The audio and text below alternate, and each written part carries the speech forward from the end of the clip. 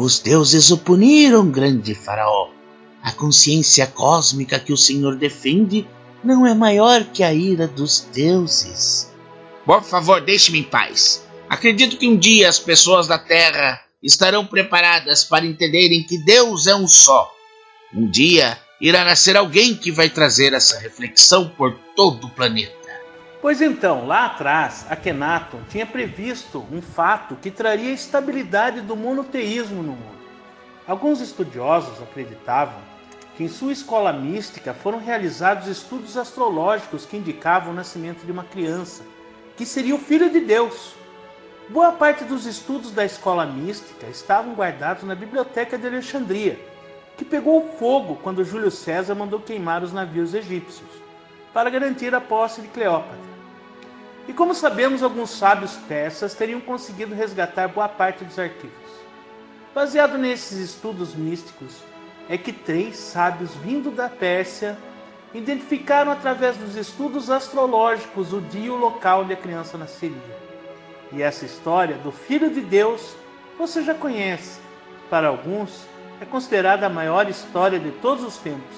Para outros, uma história de um grande judeu que ensinou filosofias importantíssimas para todos os seres humanos.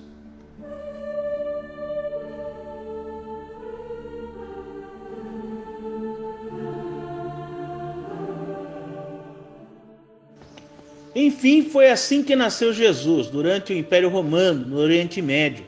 Nasceu em Belém, numa manjedoura. Quando adulto, tornou-se um sábio judeu, que foi batizado pelo seu primo João Batista nas águas do Rio Jordão. João Batista tinha certeza que Jesus era o Messias, que seria o Filho de Deus.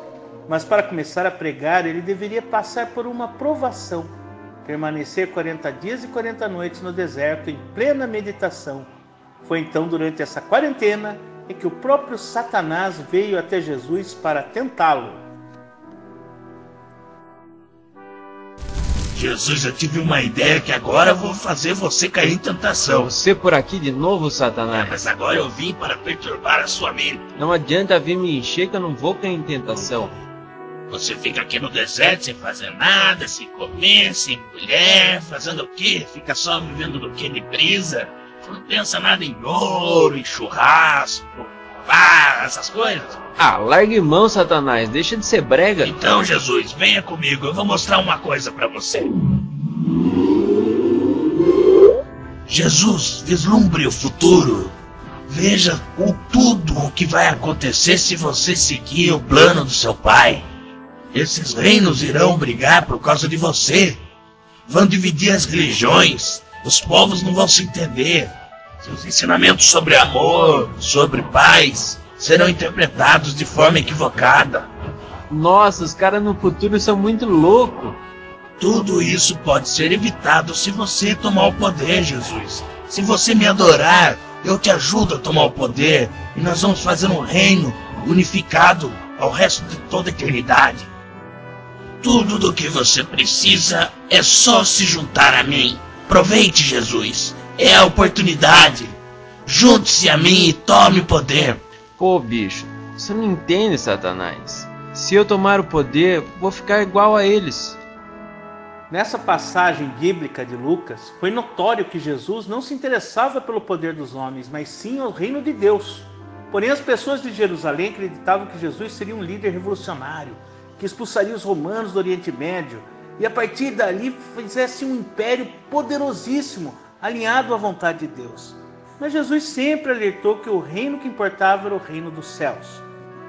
Sempre evitava conflitos e se alinhou a pessoas excluídas da sociedade, como Pedro, um pescador, Mateus, que era cobrador de impostos, e Maria Madalena.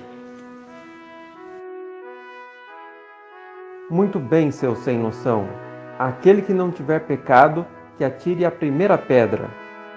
Por isso, passou a pregar a ideia do amor acima de tudo e do perdão. Suas ideias trouxeram uma nova vertente às mentes que eram ocupadas pelas crenças politeístas dos romanos, que observavam milagres, e os próprios judeus que acreditavam em apenas um único Deus, mas esperavam há muito tempo o nascimento de um Messias que trazia a paz na terra. Os próprios judeus não aceitavam Jesus como verdadeiro Messias, e aí uniram-se aos romanos para persegui-lo. Foi assim quando Jesus, já conhecido pelas suas pregações, entrou na cidade de Jerusalém montado numa jumentinha. Foi aclamado pelo povo, que o recebeu com carinho segurando os ramos. Aí Jesus chegou no templo e depara com o pessoal fazendo comércio em frente do monumento. Tirem isso daqui. Não façam da casa do meu pai uma casa de comércio. Conte-me, Jesus de Nazaré.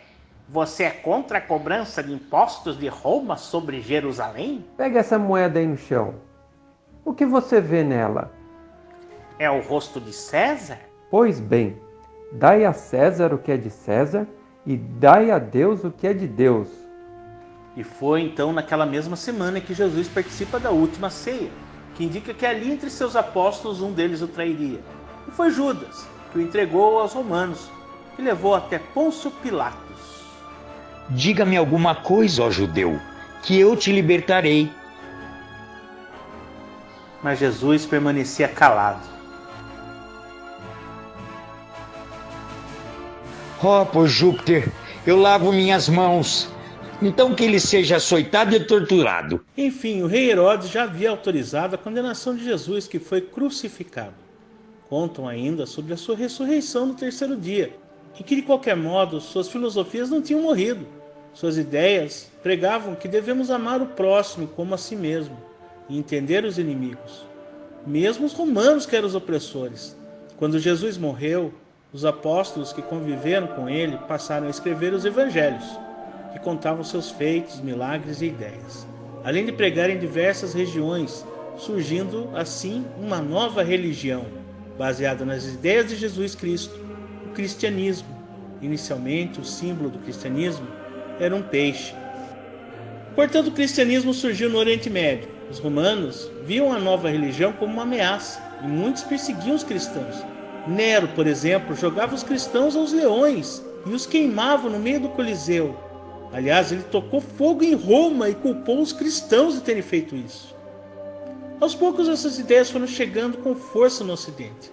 Um dos primeiros a levar o cristianismo ao Ocidente foi Paulo de Tarso, que perseguia os cristãos, mas teve uma experiência sobrenatural em Damasco, quando uma luz o atingiu, e a partir desse dia ele dizia ter visto Jesus, que o alertou que sua missão era levar a sua palavra ao invés de perseguir os cristãos. Paulo converteu-se e passou a pregar o cristianismo no Ocidente. O saber ensoberbece, mas o amor edifica. O amor transcende todo entendimento. E assim Paulo de Tarso fundou uma igreja em Corinto, lá na Grécia, junto com Lídia, uma comerciante de tecidos e tingimentos. Mas depois Paulo estava preso em Roma, e na igreja de Corinto alguns fiéis começaram a se desentender. Ei, não é assim que reza? Ficar falando essas coisas aí, berrando. Jesus não é surdo. O certo é rezar em silêncio, meditando. Você não sabe exaltar o Senhor Jesus Cristo com seu silêncio vergonhoso? O correto é falar mais alto possível.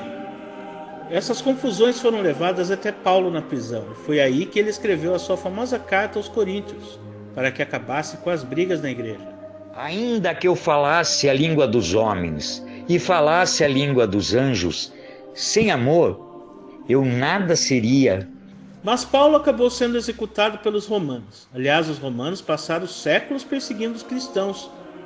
Mas por volta de 313, o então imperador Constantino teve uma visão de uma cruz no céu. E a partir daí, passou a dar liberdade de culto com o Edito de Milão e dar início à formação de uma religião baseada no cristianismo, focado na ideia de uma Santíssima Trindade. Essas ideias de Jesus Cristo são fantásticas. Por isso quero organizar uma religião organizada por Roma, baseada nas ideias dele. Como vai fazer para que os patrícios tradicionais o apoiarem? Bom, Jesus é filho de Deus, o cordeiro sacrificado para pagar o pecado de todo mundo. Vou colocar Deus como patriarca, assim como Júpiter, que eles já estão acostumados. E outros povos agregados a Roma vão aceitar essa religião? Os egípcios, por exemplo, estão acostumados a adorar animais. Como vão reagir com uma nova proposta assim? A simbologia do Espírito Santo é uma pomba.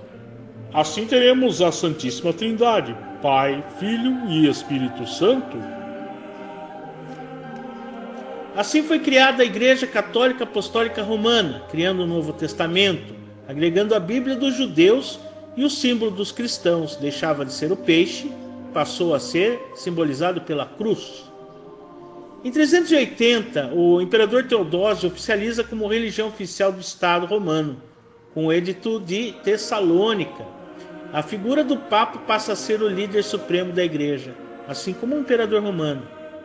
A figura de Jesus passou a ser popularizada no Império Romano do Oriente. As pessoas que viviam no Império Bizantino tornaram-se cristãos e aqueles que saquearam o templo de Zeus na Grécia passaram a idealizar que Deus tinha a mesma semelhança de Zeus e Júpiter. Portanto, as primeiras imagens desenhadas nos vitrais das igrejas bizantinas formavam um Jesus com as mesmas características de Zeus mais jovem. Foi assim que foi popularizada a imagem de Jesus que conhecemos hoje. Em 476, os bárbaros invadem o Império Romano e derrubam o poder político de Roma, mas mantiveram a religião, tornando o catolicismo as religiões oficiais dos reinos bárbaros, que marcou a Idade Média com o teocentrismo. A base da Igreja Católica também é a crença nos santos, que na verdade foram pessoas que ajudaram e lutaram para manter o cristianismo. Assim temos vários santos no panteão católico, como Santa Clara, São José, São Jorge, São Francisco. Até mesmo a mãe de Jesus é considerada uma das principais santas. E dependendo do lugar, ela mesma tem suas variações, como a Nossa Senhora de Lourdes, da França, Nossa Senhora de Fátima, de Portugal, a Virgem de Guadalupe, no México, a Nossa Senhora Aparecida, a padroeira do Brasil. O cristianismo, além de criar a Igreja Católica, também formou a Igreja Ortodoxa no Império Bizantino após o cisma do Oriente no século XI.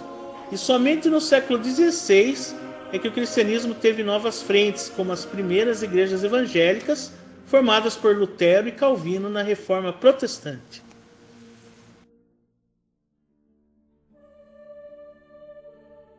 Olá, amigos! Curtiram essa animação? Foi produzida com muito carinho para vocês. Dá o like, compartilhem com seus amigos e inscrevam-se no meu canal.